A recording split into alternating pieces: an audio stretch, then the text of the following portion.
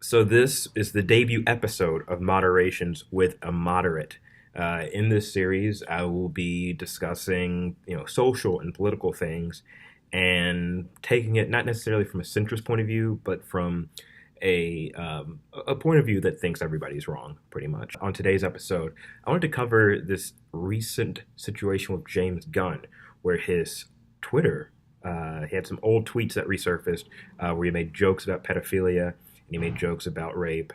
Both of those terrible things, terrible situations, things that a lot of people deal with, a lot of people have seen, and that um, no one would really, especially in today's time and society, want to talk about, or at least make light of. But it ended up with James Gunn getting fired as director from Guardians of the Galaxy Part 3. So I guess also that's a spoiler alert on Avengers 4.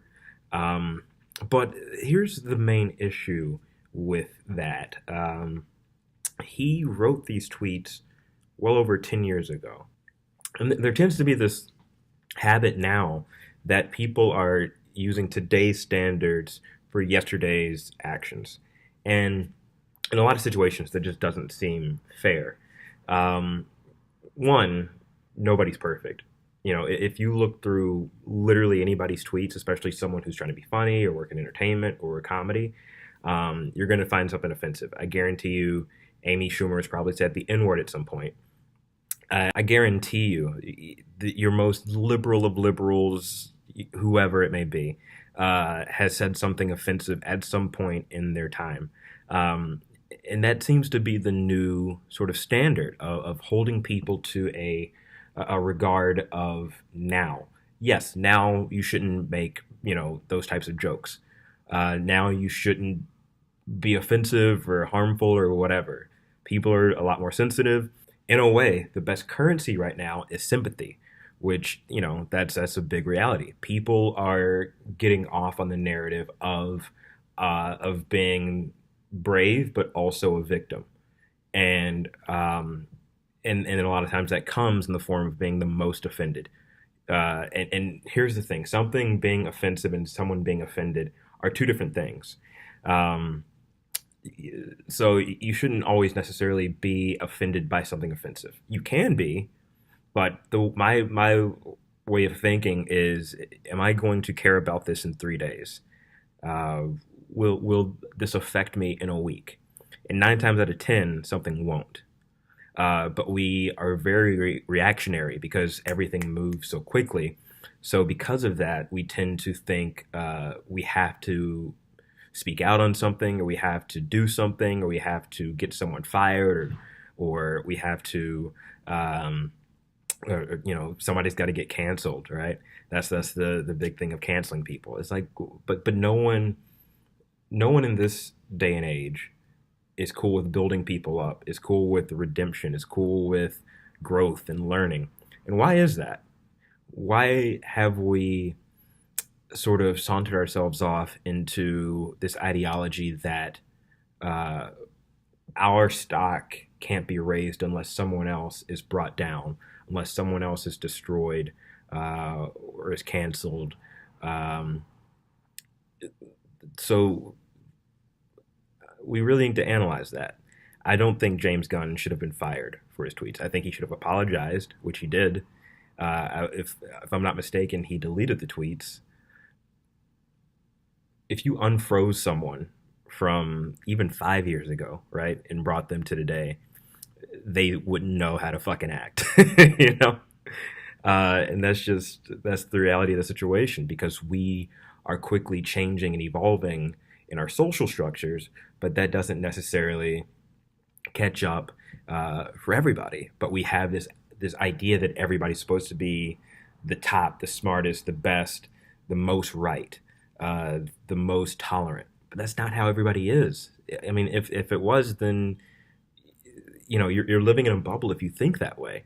If you think that you have to hold people to the same standards, you have to teach people. Some people do have to learn. Some people do have to grow. And I know the consensus is, oh, they should just know, but that's not how everyone's raised. We forget the individualistic practices of people. The way that I was brought up is different from the way that anyone watching this was brought up. Anyone who doesn't like me was brought up. Anyone I don't like, they probably weren't brought up the same way, right? We tend to have this thought process that everyone has to think the same, that everyone has to feel the same. Some people have to meet us, there are people in like Iowa or Utah or whatever the fuck who have never met a black person, who have never met a Muslim person, who have never met a Mexican, and everything they see about those people they get from Fox News. Everything they see about people of color, everything they see about trans people, gay people, whatever the case may be. So we have this expectation that those people,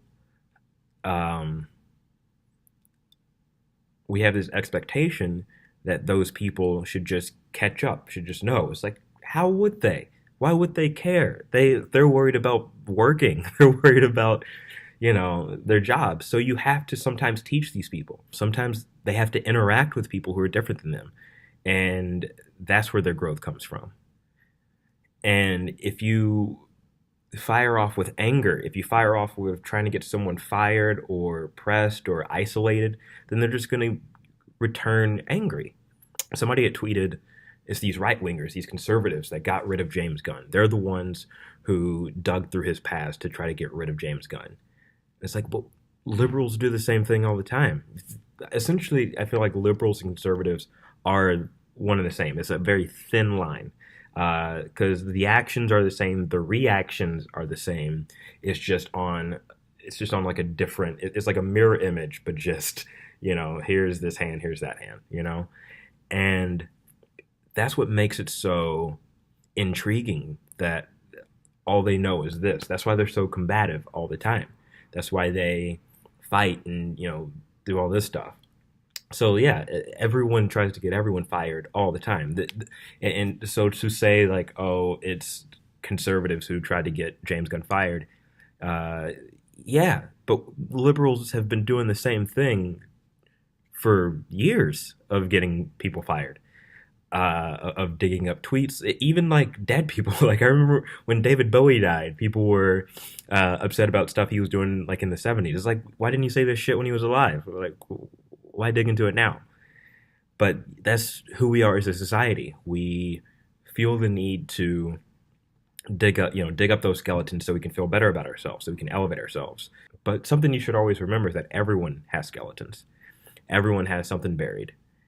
Think about this. If unsolicited, someone said, hey, give me your phone. I'm going to look through your search history. I'm going to look through all your text messages. I'm going to look through all your messages on Facebook, every single one. You don't have time to filter it. You don't have time to delete anything. How much stuff do you think would offend somebody? How much stuff in your phone do you think would be harmful to somebody else? How much stuff do you think would get you fired? Could be a lot. So think before you act, but more importantly, think before you react. This is Moderations with a Moderate, episode 1. Follow me on Instagram, like and subscribe, and we'll catch you next time.